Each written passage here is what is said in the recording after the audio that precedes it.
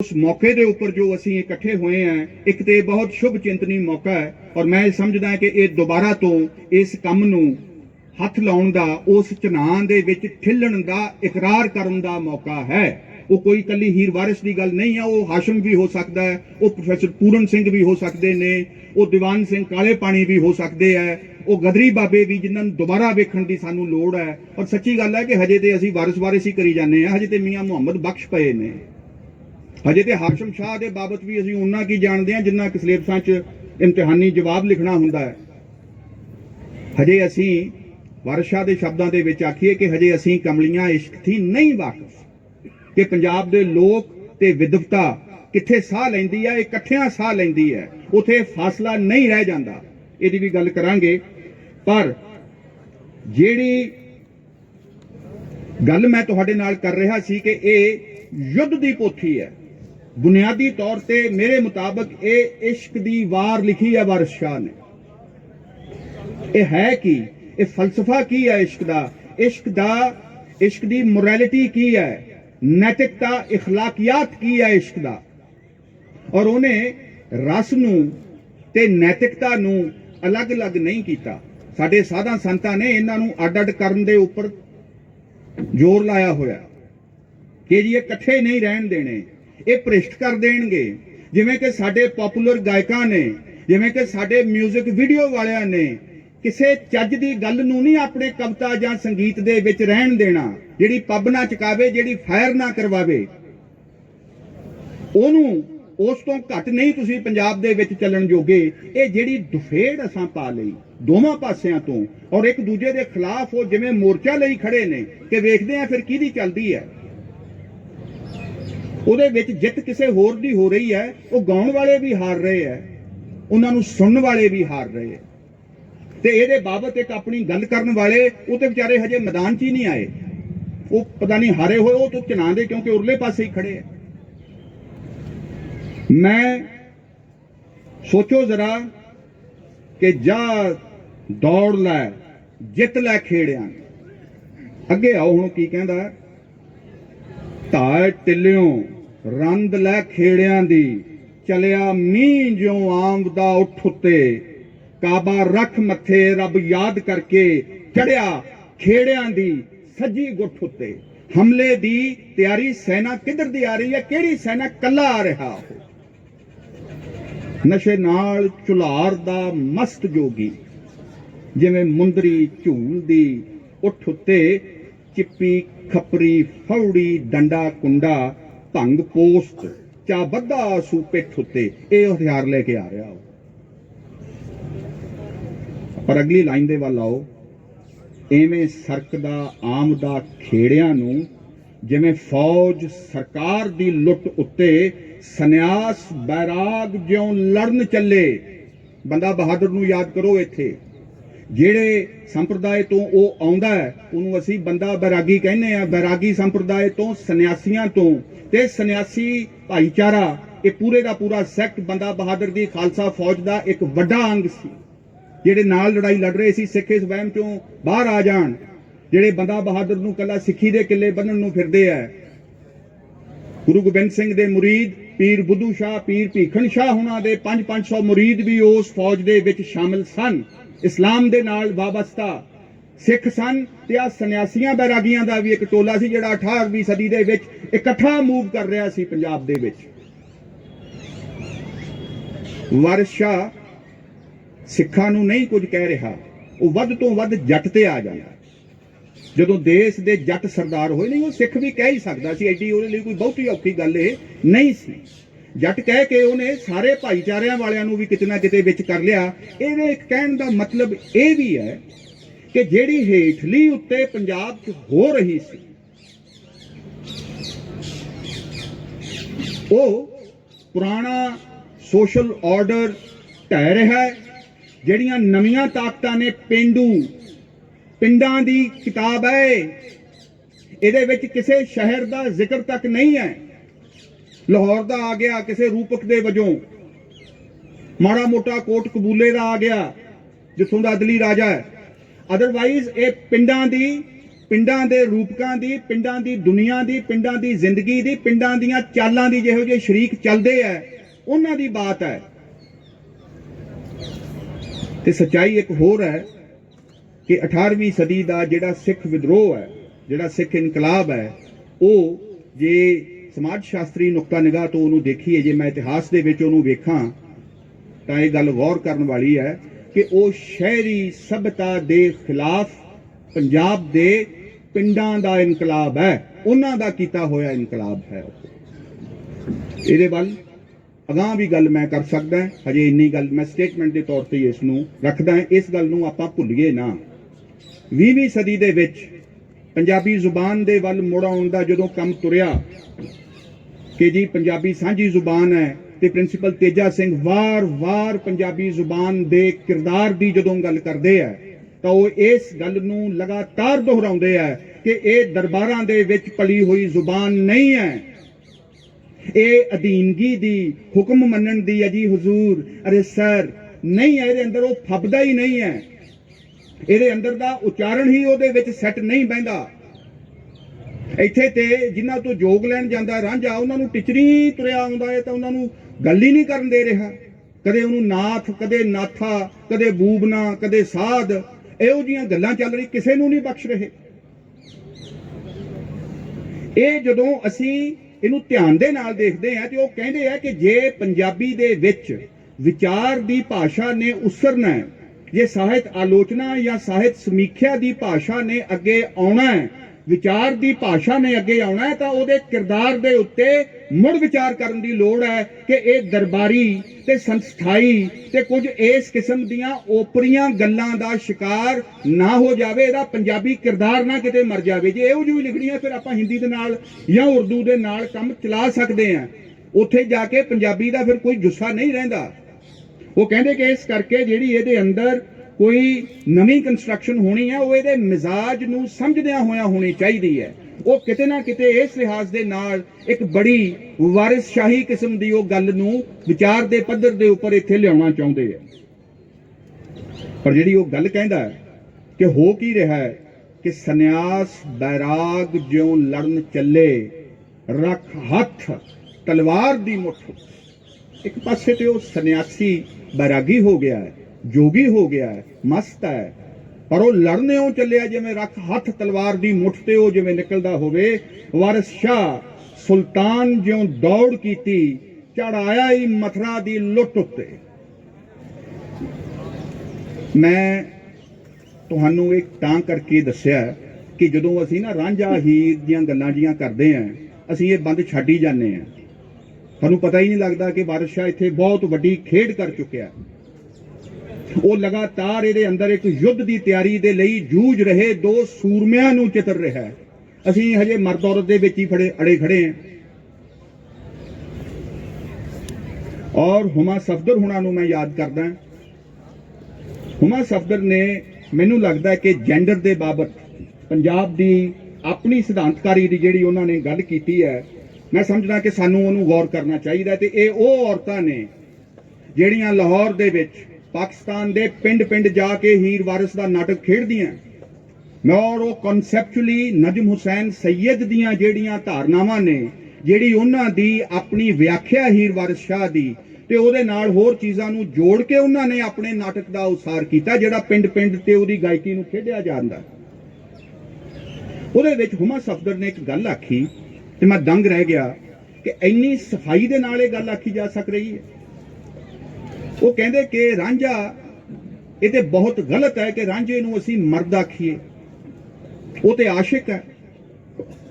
ਆਸ਼ਿਕ ਦਾ ਕੋਈ ਜੈਂਡਰ ਨਹੀਂ ਹੈ, ਉਹ ਜੈਂਡਰ ਤੋਂ ਅਗਾਂਹ ਦਾ, ਉਹ ਜੈਂਡਰ ਦੇ ਪਾਏ ਤਫਰਕਿਆਂ ਤੋਂ ਅਗਾਂਹ ਦੀ ਕੋਈ ਜਿੰਸ ਹੈ। ਇਹਦੇ ਵੱਲ ਗੌਰ ਕਰੀਏ। ਕਿਉਂ ਵਾਰਿਸ ਸ਼ਾਹ ਰਾਂਝੇ ਨੂੰ ਥਾਂ-ਥਾਂ ਤੇ ਔਰਤਾਂ ਵਰਗਾ ਚਿੱਤਰ ਰਿਹਾ ਹੈ? ਜਿਹੜਾ ਮਾੜੀ ਜੀ ਜਿਹਨੂੰ ਔਰਤਾਂ ਕੁੱਟ ਦਿੰਦੀਆਂ 2 ਵਾਰੀ, ਉਹਨੂੰ ਕੁੜੀਆਂ ਤੋਂ ਕੁੱਟ ਪੈਂਦੀ ਹੈ ਇਸ ਕਿੱਸੇ ਦੇ ਵਿੱਚ, ਇਹਨੂੰ ਕੋਈ ਨਹੀਂ ਦੱਸਦਾ। ਕਿਹੜਾ ਕਿੱਸਾ, ਕਿਹੜਾ ਨਾਇਕ ਹੈ ਐਸਾ ਜਿਹਨੂੰ ਨਾਲੇ ਨਾਇਕ ਆਖਿਆ ਜਾਂਦਾ ਹੋਵੇ ਤੇ ਨਾਲੇ ਉਹਦੇ ਕੁੱਟ ਪਵਾਈ ਜਾ ਰਹੀ ਹੋਵੇ? ਕਿਹੜਾ ਐਸਾ ਹੋਰ ਕਿੱਸਾ ਹੈ ਕਿਹੜਾ ਐਸਾ ਹੋਰ ਨਾਇਕ ਹੈ ਕਿ ਉਹ ਕੁੜੀ ਹੋਵੇ ਤੇ ਉਹ ਬੰਦਿਆਂ ਨੂੰ ਕੁੱਟਣ ਦੇ ਵਿੱਚ ਉਹਦੀਆਂ ਸਹੇਲੀਆਂ ਦੀ ਖਾਸ ਮੁਹਾਰਤ ਹੋਵੇ। ਬੜਾ ਜ਼ੋਰ ਲਾਇਆ ਉਹਨੇ, ਘੱਟੋ ਘੱਟ 4 ਕੇ 5 ਬੰਦ ਲਿਖੇ ਨੇ ਜਿਹਦੇ ਵਿੱਚ ਕੈਦੋਂ ਨੂੰ ਉਹ ਕਿਵੇਂ ਢਾਉਂਦੀਆਂ, ਉਹਦਾ ਚਾਦਰਾ ਕਿਵੇਂ ਲਾਉਂਦੀਆਂ, ਉਹਦੀ ਦਾੜੀ ਕਿਵੇਂ ਪੁੱਟਦੀਆਂ, ਉਹਦਾ ਮੂੰਹ ਕਿਵੇਂ ਪੁਆ ਕੇ ਮਾਰਦੀਆਂ, ਉਹਨੂੰ ਮਿੱਟੀ 'ਚ ਕਿਵੇਂ ਰੋਲਦੀਆਂ। ਉਹਨੇ ਉਹ ਪੂਰਾ ਸਵਾਦ ਲੈਂਦਾ ਉੱਥੇ। ਉਹ ਇਹ ਹੋਈ ਗੱਲ ਇੱਕ। ਅੱਗੇ ਜਾ ਕੇ ਇਹੋ ਹੀ ਰਾਂਝਾ ਤੁਹਾਨੂੰ ਵਾਰਿਸ ਸ਼ਾਹ ਕਿਸ ਤਰ੍ਹਾਂ ਦੇ ਨਾਲ ਥਾਂ ਥਾਂ ਦੇ ਉੱਤੇ ਜਿਹੜੀ ਤੁਹਾਡੀ ਇੱਕ ਸਮਝ ਜੀ ਬਣਨ ਲੱਗਦੀ ਹੁੰਦੀ ਹੈ ਵੀ ਲੈ ਵੀ ਆਪਾਂ ਨੂੰ ਆਦਤ ਕੀ ਹੈ, ਲੈ ਵੀ ਹੁਣੇ ਆ ਗਿਆ ਮੂਡ 'ਚ, ਹੁਣ ਇਹਨੇ ਚੱਕ ਤੇ ਫਟੇ, ਹੁਣ ਇਹਨੇ ਰਫਤਾਰਾਂ ਫੜ ਲੀਆਂ, ਇਹਨੂੰ ਯੋਧਾ ਬਣਾਤਾ, ਇਹ ਹੁਣ ਇਹ ਵੀ ਕਿਸੇ ਨੂੰ ਜਾ ਕੇ ਕੁੱਟੂਗਾ, ਇਹ ਲਵ ਕਰੂਗਾ 2 ਹੱਥ ਤੇ। ਸਾਡੀ ਬੜੀ ਤਸੱਲੀ ਜੇ ਉਹਦੇ ਨਾਲ ਹੋਣੀ ਸ਼ੁਰੂ ਹੋ ਜਾਂਦੀ ਹੈ। ਉਹਨੂੰ ਗਾਂਹ ਟੱਕਰ ਜਾਂਦਾ ਰੰਗਪੁਰ ਖੇੜਿਆਂ ਦੀ ਜੂਹ ਦੇ ਵਿੱਚ ਜਿਹੜਾ ਆਜੜੀ ਉੱਥੇ ਭੇਡਾਂ ਬੱਕਰੀਆਂ ਚਾਰ ਰਿਹਾ। ਉਹ ਰਾਂਝੇ ਦੀ ਜੋ ਗੱਤ ਬਣਾਉਂਦਾ ਹੈ, ਜੋ ਉਹਦੇ ਨਾਲ ਉਹ ਬੁਰੀ ਕਰਦਾ ਹੈ, ਤੇ ਜਿਹੜੇ ਆਲੋਚਕ ਸਾਡੇ ਰਾਂਝਾ ਸਥਿਰ ਹੈ, ਰਾਂਝਾ ਪੱਕਾ ਨਹੀਂ ਹੈ, ਪਹਿਲਾਂ ਮਨਾ ਕਰ ਦਿੰਦਾ ਹੈ ਕਿ ਨਹੀਂ ਇੰਜ ਨਹੀਂ ਜਾਣਾ, ਫਿਰ ਉਹਨੂੰ ਉਧਾਲ ਵੀ ਲੈਂਦਾ ਹੈ, ਪਹਿਲਾਂ ਉਹ ਇੰਜ ਕਹਿੰਦਾ ਹੈ ਫਿਰ ਇੰਜ ਕਰ ਜਾਂਦਾ ਹੈ, ਫਿਰ ਹੀਰ ਦੇ ਆਖਿਆਂ ਠੀਕ ਹੋ ਜਾਂਦਾ ਹੈ। ਭਾਸ਼ਾ ਦੇਖੋ, ਇੱਕ ਤੇ ਬੋਲਣ ਵੇਲੇ ਇਹਨਾਂ ਦਾ ਲਹਿਜਾ ਦੇਖੋ ਜਿਵੇਂ ਇਹਨਾਂ ਨੇ ਕੋਈ ਬੜੀ ਵੱਡੀ ਗੱਲ ਫੜੀ ਹੁੰਦੀ ਹੈ। 15 ਸਾਲ ਆਹੀ ਦੱਸੀ ਜਾਂਦੇ ਆ। ਓਏ ਉਹਨਾਂ ਜਿੰਨਾ ਕਿ ਤੁਸੀਂ ਰਾਂਝੇ ਨੂੰ ਮਾੜਾ ਕਹਿ ਰਹੇ ਹੋ, ਉਦੋਂ 4 ਰਤੀਆਂ ਵੱਧ ਕੇ ਤੇ ਵਾਰਿਸ ਸ਼ਾਹ ਨੇ ਆਪ ਉਹਨੂੰ ਕਹਾ ਦਿੱਤਾ ਕਿ ਜਿਹੜਾ ਇੱਕ ਆਪ ਸਧਾਰਨ ਮਰਦ ਹੈ, ਜਿਹਦੀ ਰਵਾਇਤੀ ਸਮਝ ਔਰਤ ਨੂੰ ਲੈ ਕੇ ਜਾਂ ਆਪਣੀ ਮੰਗ ਨੂੰ ਲੈ ਕੇ ਜਾਂ ਆਪਣੀ ਮਾਸ਼ੂਕ ਨੂੰ ਲੈ ਕੇ ਰਵਾਇਤੀ ਜਿਹੜੇ ਬੰਦੇ ਜਿਵੇਂ ਸੋਚਦੇ ਨੇ, ਅਯਾਲੀ ਉਸ ਥਾਂ ਤੋਂ ਖੜਾ ਹੋ ਕੇ ਰਾਂਝੇ ਦਾ ਕ੍ਰਿਟਿਸਿਜ਼ਮ ਕਰ ਰਿਹਾ ਹੈ ਔਰ ਰਾਂਝੇ ਨੂੰ ਉਹ ਸੁਣਨਾ ਪੈ ਰਿਹਾ ਹੈ। ਰਾਂਝਾ ਉਹਦੇ ਨਾਲ ਲੜ ਨਹੀਂ ਸਕ ਰਿਹਾ ਕਿਉਂਕਿ ਉਹਨੂੰ ਰੰਗਪੁਰ ਦੇ ਵਿੱਚ ਆਪਣੇ ਸਾਥੀਆਂ ਦੀ ਲੋੜ ਹੈ। ਉਹ ਰੰਗਪੁਰ ਦੇ ਵਿੱਚ ਨਿਪਟ ਇਕੱਲਾ ਹੈ, ਕੋਈ ਨਹੀਂ ਆ ਉਹਦੇ ਨਾਲ। ਉਹ ਕਿਤੇ ਵਾਪਸ ਜਾਣ ਜੋਗਾ ਨਹੀਂ ਬਚਿਆ। ਪਤਾ ਨਹੀਂ ਉਹ ਕਿਹੜੇ ਪੈਂਡੀ ਜਾ ਕੇ ਉਹਨੇ ਕਿਵੇਂ ਜੋਗ ਲਿਆ, ਕਿਹੜੇ ਹਾਲੀ। ਉਹ ਤੋਂ ਪਹਿਲਾਂ ਹੀ ਬੈਕਲੌਗ ਇੰਨਾ ਪਿਆ ਸੀ, ਭਰਤੀਆਂ ਨਿਕਲੀਆਂ ਹੀ ਨਹੀਂ ਸੀ ਕਿ ਜੋਗ ਮਿਲ ਸਕੇ। 25 ਸਾਲ ਤੋਂ ਜਿਵੇਂ ਪੰਜਾਬ ਦੇ ਵਿੱਚ ਨਹੀਂ ਜੋਗ ਮਿਲ ਰਿਹਾ, ਕੱਚਾ ਪੱਕਾ ਜਿਹਾ ਜੋਗ ਮਿਲ ਜਾਂਦਾ ਹੈ। ਉਹਦੇ ਵਿੱਚ ਵੀ ਜਾ ਕੇ ਉਹਦੀਆਂ ਰੱਬ ਦੇ ਦਰਗਾਹ ਉਹਦੀਆਂ ਸਿਫਾਰਿਸ਼ਾਂ ਲੱਗੀਆਂ, ਉਹ ਗਾਂ ਆ ਗਿਆ। ਹੁਣ ਗਾਂ ਜਾ ਕੇ ਹੈਡਮਾਸਟਰ ਨੇ ਘੇਰ ਲਿਆ ਵੀ ਭਾਈ ਐਂ ਤਾਂ ਜੁਆਇਨਿੰਗ ਨਹੀਂ ਹੁੰਦੀ ਤੇਰੀ, ਤੂੰ ਤਾਂ ਉਹ ਹੈ, ਅਸੀਂ ਜਾਣਦੇ ਹਾਂ ਤੈਨੂੰ।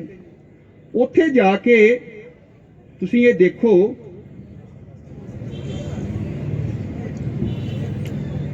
ਕਹਿੰਦਾ ਹੈ ਹਾਂਜੀ ਡਾਕਟਰ ਸਾਹਿਬ ਇੱਕ ਮਿੰਟ ਮਾੜਾ ਜਿਹਾ ਕਰਦੇ ਸੁਣੋ ਜੀ, ਆ ਜਰਾ ਸੁਣਿਆ ਜੇ। ਔਰ ਇੱਥੇ ਹੀ ਆ ਕੇ ਨਾ ਬਹੁਤੇ ਜਿਹੜੇ ਸਾਡੇ ਗਾਇਕ ਨੇ, ਜਿਹੜੇ ਸਾਡੇ ਮਹਾਨ ਇਨਕਲਾਬੀ ਨੇ, ਉਹਨਾਂ ਨੂੰ ਇਹ ਲੱਗਦਾ ਵੀ ਅਸੀਂ ਤਾਂ ਯੁੱਧ 'ਚ ਡਟੇ ਹੋਏ ਆ। ਰਾਂਝਾ ਤੇ ਐਵੇਂ ਹੀ ਸੀ ਤੇ ਅਯਾਲ ਉਹਨਾਂ ਦੇ ਵੱਲੋਂ ਹੀ ਬੋਲ ਰਿਹਾ ਰਾਂਝੇ ਨੂੰ, ਤੇਰੇ ਬੈਠਿਆਂ ਵਿਆਹ ਲੈ ਗਏ ਖੇੜੇ, ਦਾੜੀ ਪਰੇ ਦੇ ਵਿੱਚ ਮੁਨਾ ਬੈਠੋ। ਜਦੋਂ ਡਿੱਠਿਓ ਦਾਵ ਨਾ ਲੱਗੇ ਕੋਈ, ਬੂਹੇ ਨਾਥ ਦੇ ਅੰਤ ਨੂੰ ਜਾ ਬੈਠੋ। ਮੰਗ ਛੱਡੀਏ ਨਹੀਂ ਜੇ ਜਾਨ ਹੋਵੇ, ਵੰਨੀ ਦਿੱਤਿਆਂ ਛੱਡ ਹਯਾ ਬੈਠੋ। ਇੱਕ ਅਮਲ ਨਾ ਕੀਤਾ ਕੀ ਗਾਫਲਾ ਹੋ, ਐਵੇਂ ਕੀਮੀਆਂ ਉਮਰ ਵਜਾ ਬੈਠੋ। ਵਾਰਿਸ ਸ਼ਾਹ ਤਰਿਆਕ ਕੀ ਢੂੰਡਦਾ ਹੈ, ਹੱਥੀਂ ਆਪਣੀ ਜ਼ਹਿਰ ਜੇ ਖਾ ਬੈਠੋ। ਤੁਸੀਂ ਇਹ ਵੇਖੋ। ਔਰ ਗਾਂ ਵੀ ਹੈਗਾ ਲੰਬਾ, ਮੈਂ ਉਹਦੇ ਬਹੁਤੇ ਵਿਸਥਾਰ 'ਚ ਨਹੀਂ ਜਾਂਦਾ, ਮੈਂ ਇਹਦੇ ਕਾਬੂ ਆ ਜਾਂਦਾ, ਮੇਰਾ ਆਪ ਨਹੀਂ ਪਤਾ ਲੱਗਦਾ। ਪਰ ਮੈਂ ਇਹ ਵਿਸਥਾਰ ਵਾਰਿਸ ਸ਼ਾਹ ਦੇ ਵਿੱਚੋਂ ਉਹਨਾਂ ਟੂਕਾਂ ਨੂੰ ਪੜ੍ਹਨਾ ਮੈਂ ਸਿਰਫ ਇਸ ਕਰਕੇ ਕੀਤਾ ਕਿ ਜਿਹੜੀ ਵਿਦਵਤਾ ਦੇ ਬੋਝ ਹੇਠ ਅਸੀਂ ਇਸ ਪੋਥੀ ਨੂੰ ਲੱਦ ਦਿੱਤਾ, ਇਹਦੇ ਤੇ ਖੋਜ ਕਾਰਜ ਕਰ ਕਰਕੇ ਆਪਾਂ ਇਹਨੂੰ ਪੜ੍ਹਨ ਦੇ ਵੱਲ ਆਈਏ। ਆਪਣੇ ਡਿਸਕੋਰਸ ਨੂੰ ਇਹਦੀਆਂ 1 ਰੀਡਿੰਗਾਂ ਕਰਕੇ 2 ਰੀਡਿੰਗਾਂ ਕਰਕੇ ਭਾਊ ਜਿਨ੍ਹਾਂ ਨੇ ਪੜ੍ਹਿਆ ਉਹਨਾਂ ਨੂੰ ਪਤਾ ਹੈ ਇਹ ਨਹੀਂ ਰਾਹ ਦਿੰਦੀ ਇਹ ਪੋਥੀ। ਪਰਚਾ ਲਿਖ ਲਓਗੇ ਜੋ ਮਰਜ਼ੀ, ਸਾਰੇ ਪਰਚੇ ਲਿਖੇ ਜਾ ਸਕਦੇ ਆ।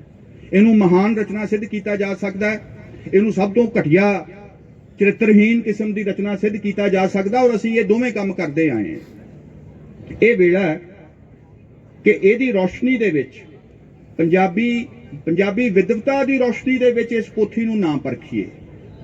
ਉਹ ਕੰਮ, ਉਹ ਪ੍ਰੋਜੈਕਟ ਜਿੱਦਾਂ ਕਿ ਸੀ ਉਹ ਚੜ ਕੇ ਨਿਬੜ ਚੁੱਕਿਆ। ਹੁਣ ਕਿਸੇ ਦੀ ਦਿਲਚਸਪੀ ਨਹੀਂ ਸੀ। ਇਹਦੇ 300 ਸਾਲ ਆਏ, ਉਧਰੋਂ ਪ੍ਰੋਫੈਸਰ ਅਰਵਿੰਦ ਆਏ, ਤੇ ਇਹ ਕੋਈ ਮੌਕਾ ਮੇਲ ਬਣਿਆ ਹੁਣ ਵੇਲਾ ਹੈ ਕਿ ਇਸ ਪੋਥੀ ਦੇ ਅੰਦਰ ਦਾ ਜੋ ਆਪਣਾ ਵਿਚਾਰਕ ਉਸਾਰ ਹੈ, ਉਹਦੇ ਅੰਦਰ ਵਾਰਿਸ ਜਿਹੜੀ ਖੇਡ ਰਿਹਾ ਹੈ, ਕੀ ਛੱਡ ਰਿਹਾ ਹੈ, ਕੀ ਲੈ ਰਿਹਾ ਹੈ, ਕਿਸ ਤਰ੍ਹਾਂ ਦੇ ਨਾਲ ਆਪਣੀ ਗੱਲ ਨੂੰ ਬੰਨ ਰਿਹਾ, ਅਟਕਲ ਕਿਵੇਂ ਜੋੜ ਰਿਹਾ ਹੈ, ਕਿੰਨਾ ਮੁਸ਼ਕਲ ਹੈ ਇਹ ਸਾਰਾ ਕੰਮ।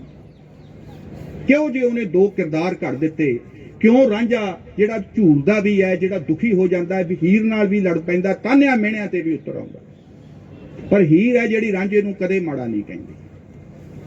ਉਹਦੀ ਉਡੀਕ ਚ ਲਲਕਾਰਾ ਮਾਰੀ ਬੈਠੀ ਆ ਉਹ ਸਾਰੀ ਦੁਨੀਆ ਦੇ ਨਾਲ। ਜਦੋਂ ਪੰਜਾਬ 'ਚ ਸਭ ਕੁਝ ਟੁੱਟ ਭੱਜ ਰਿਹਾ ਸੀ, ਵੱਡੀ ਇੱਕ ਚੀਜ਼ ਡਿੱਗ ਰਹੀ ਸੀ, ਨਵਾਂ ਹਜੇ ਪੂਰੀ ਤਰ੍ਹਾਂ ਦੇ ਨਾਲ ਉੱਠਿਆ ਨਹੀਂ ਸੀ, ਉਸ ਵੇਲੇ ਇਹਨਾਂ ਦੋ ਕਿਰਦਾਰਾਂ ਨੂੰ ਘੜਨਾ ਜਿਹੜੇ ਇੱਕ ਦੂਜੇ ਦੀ ਲਗਨ ਦੇ ਵਿੱਚ ਹੀ ਪੂਰੇ ਹੁੰਦੇ ਆ। ਤੁਸੀਂ ਇਹਨਾਂ ਨੂੰ ਵਹਿਮ ਚੋਂ ਨਿਕਲ ਜਾਈਏ। ਆਪਾਂ ਹੀਰ ਤੇ ਰਾਂਝੇ ਨੂੰ ਅੱਡ-ਅੱਡ ਜੇ ਕੋਈ ਕਿਰਦਾਰਾਂ ਨੂੰ ਫੜਨ ਲੱਗੀਏ ਤਾਂ ਬਹੁਤਾ ਸਫਲ ਨਹੀਂ ਹੋਵਾਂਗੇ। ਹਾਲਾਂਕਿ ਡਾਕਟਰ ਇੱਕ ਸਧਾਰਨ ਪਾਠਕ ਨੇ ਆਪਣਾ ਇੱਕ ਲੇਖ ਲਿਖਿਆ, ਮੈਂ ਸਮਝਦਾ ਕਿ ਬਿਲਕੁਲ ਸਹੀ ਫੜਿਆ ਉਹਨਾਂ ਨੇ। ਉਹ ਕਹਿੰਦੇ ਆ ਵੀ ਵਾਰਿਸ ਦੀ ਪਕੜ ਤੋਂ ਬਾਹਰ ਚਲੇ ਗਏ ਆ ਹੀਰ ਤੇ ਰਾਂਝਾ। ਜਿਹੜੀ ਉਹ ਤਮਸੀਲ ਜੀ ਮਗਰੋਂ ਬਣ ਰਿਹਾ ਉਹ ਨਹੀਂ ਖੜ ਰਹੀ, ਨਾ ਹੀ ਉਹਨਾਂ ਦੇ ਐਕਸ਼ਨ ਉਸ ਤਮਸੀਲ ਦੇ ਉੱਪਰ ਪੂਰੇ ਉਤਰ ਰਹੇ ਆ।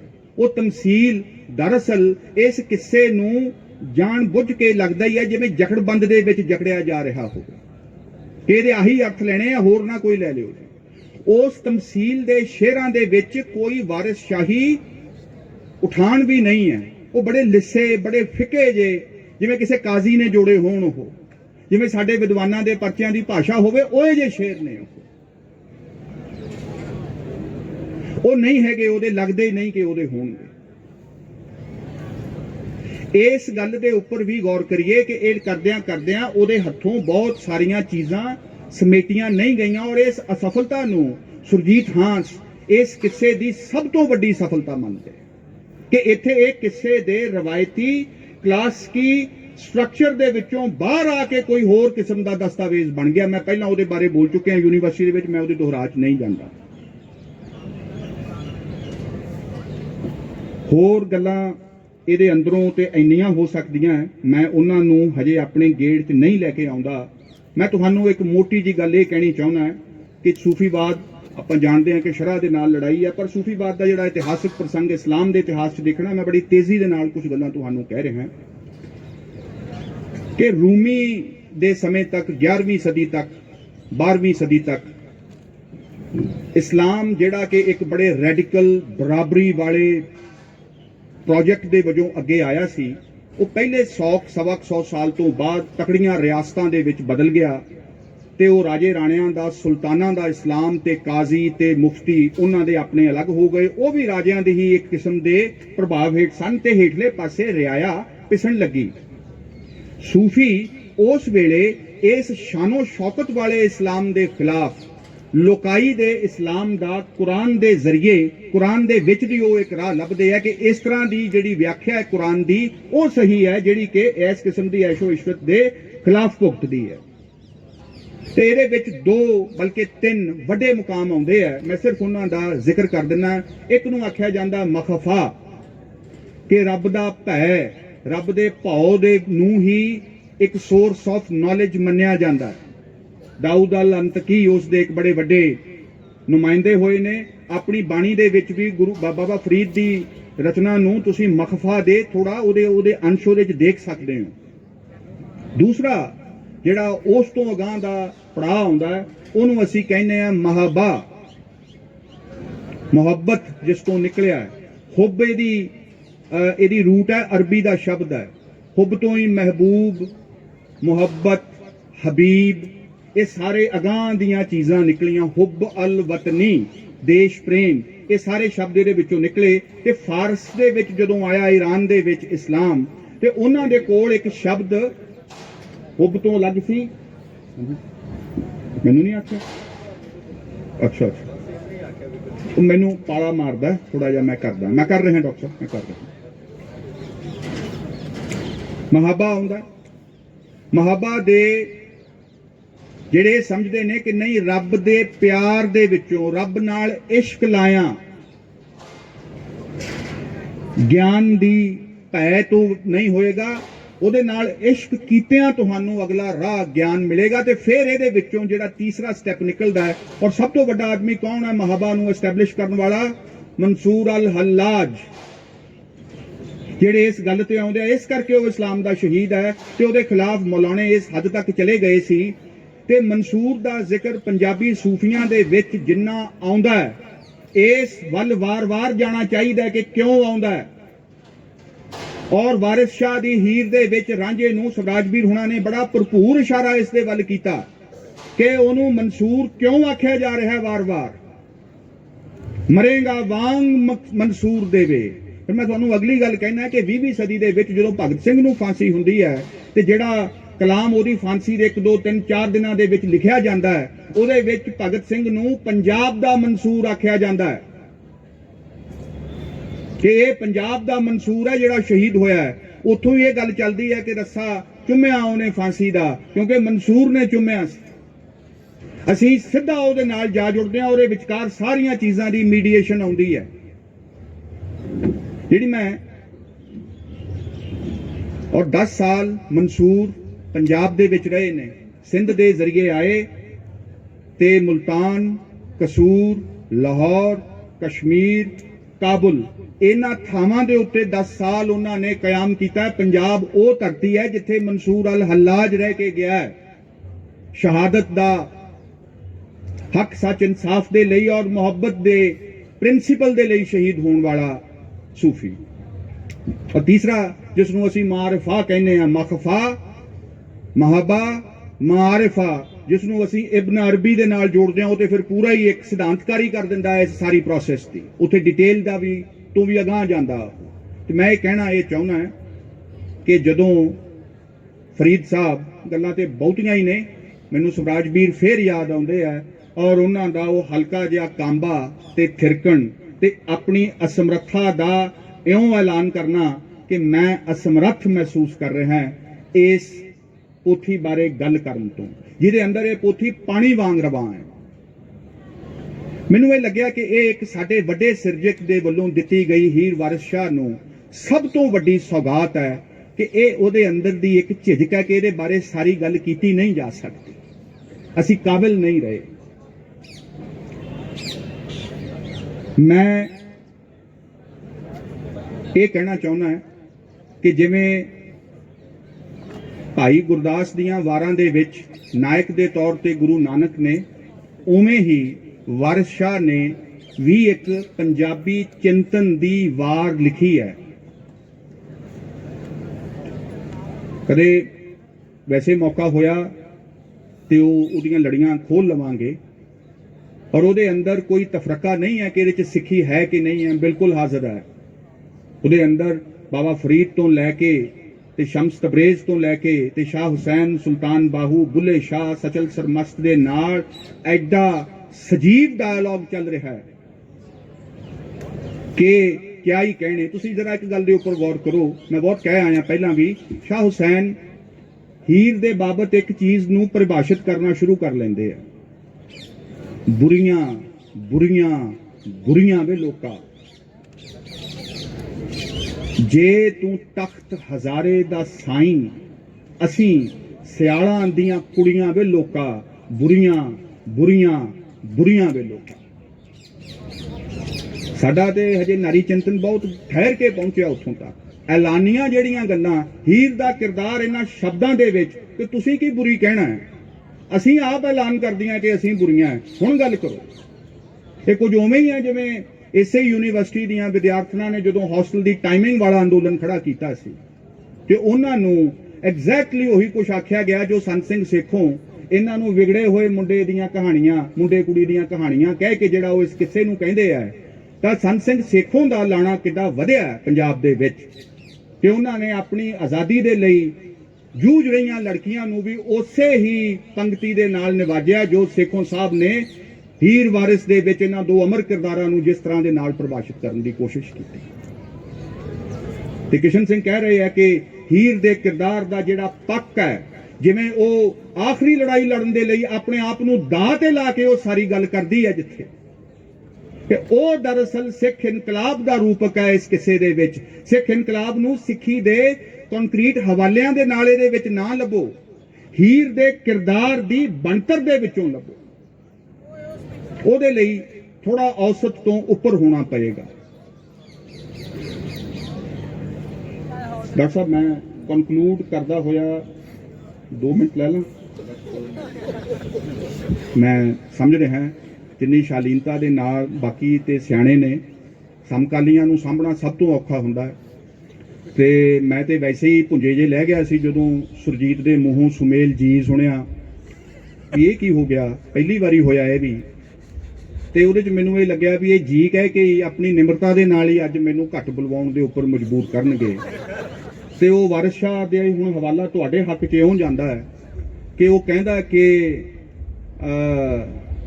ਉਹ ਨਾ ਜਦੋਂ ਤੱਤੀ ਹੋ ਕੇ ਬੋਲਦੀ ਹੈ ਹੀਰ ਉਹਨੂੰ ਰਾਂਝੇ ਨੂੰ, ਤੇ ਉਹ ਇਹੋ ਹੀ ਕਹਿੰਦਾ ਹੈ ਕਿ ਤੁਸਾਂ ਜਿਹੇ ਮੁਸਾਫਰਾਂ ਥੀ ਲਾਜ਼ਮ ਆਏ ਗਏ ਮੁਸਾਫਰਾਂ ਨੂੰ ਪਾਲੀਏ ਜੀ। ਤੇ ਫਿਰ ਉਹ ਅੱਗੇ ਇਹ ਵੀ ਕਹਿੰਦਾ ਹੈ ਕਿ ਬੋਲਾਂ ਨਾਲ ਰਸੀਲੀਏ, ਬਈ ਇਹਨਾਂ ਤਾਂ ਲੋੜ ਹੀ ਨਹੀਂ ਸੀ, ਖੜ ਜਾ ਜੇ। ਉਹ ਕਹਿੰਦਾ ਕਿ